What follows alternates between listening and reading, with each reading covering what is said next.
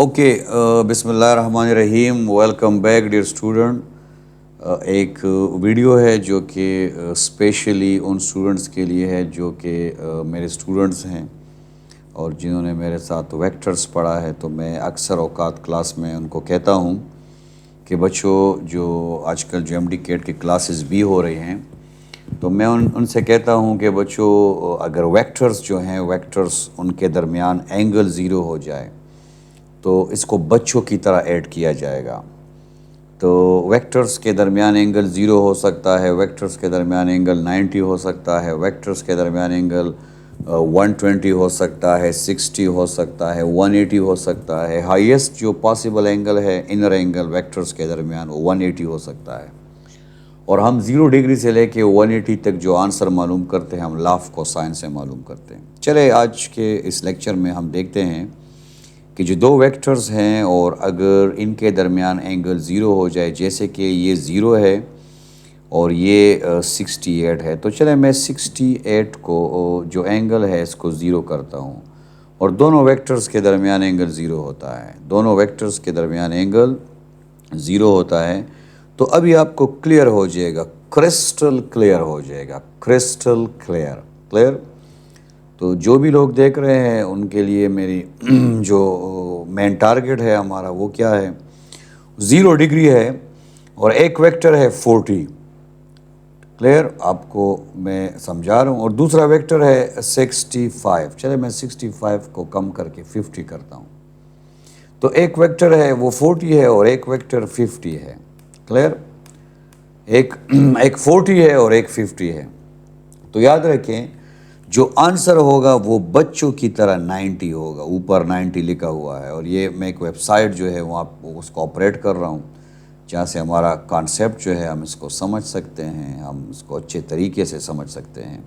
Practically हमें नज़र आ रहा है, प्रैक्टिकली। Clear clear, okay. ये आपको नज़र आ रहा है कि जो अगर एक वेक्टर 40 है और दूसरा वेक्टर 50 है तो 0 डिग्री पे जो आंसर होगा बच्चे वो दोनों को बच्चों की तरह ऐड कर देंगे। चले मैं इस 40 को आगे ले जाता हूँ और ये 40 जो है ये 50 की तरफ चला जाएगा। ये रहा 50, दोनों 100 हो जाएंगे। दोनों क्या हो जाएंगे? 100। आप चेक करें। Clear, okay. रिजल्टेंट जो होगा, अगर दो वेक्टर्स के दरमियान एंगल 0 है, दो वेक्टर्स के दरमियान अगर एंगल 0 है तो रिजल्टेंट बच्चों की तरह ऐड हो जाएगा। और रिजल्टेंट का जो एंगल होगा बच्चों याद रखें वो 0 होगा, क्योंकि दोनों वेक्टर्स पैरेलल होंगे। और रिजल्टेंट, अच्छा एक प्यारी सी इन्फॉर्मेशन, जब एंगल 0 होगा दो वेक्टर्स के दरमियान तो दोनों वेक्टर्स का पैरेलल होंगे, रिजल्टेंट भी उसके पैरेलल होगा।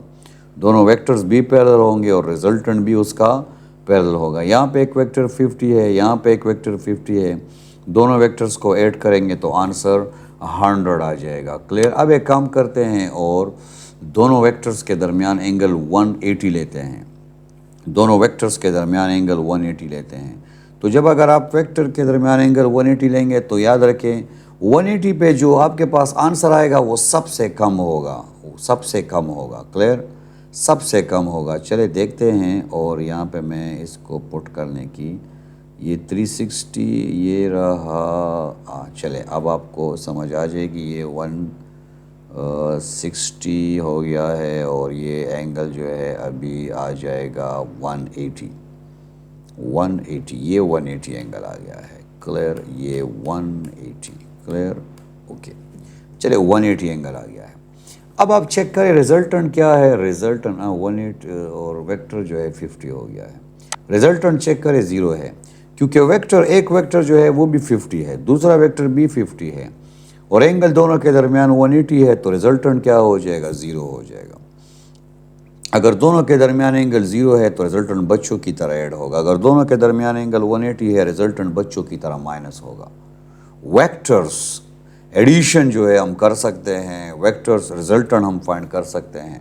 रिजल्टेंट जो है यहाँ पे अगर एंगल 0 होगा तो बच्चों की तरह ऐड होगा। आपको ऊपर आंसर नज़र आ रहा है। अगर रिजल्टेंट 180 हो, एंगल 180 होगा तो रिजल्टेंट बच्चों की तरह माइनस होगा। इंशाल्लाह अगले वीडियो में इंशाल्लाह हम एंगल 60 पे, 90 पे, 120 पे डिस्कशन करेंगे। Wish you best of luck.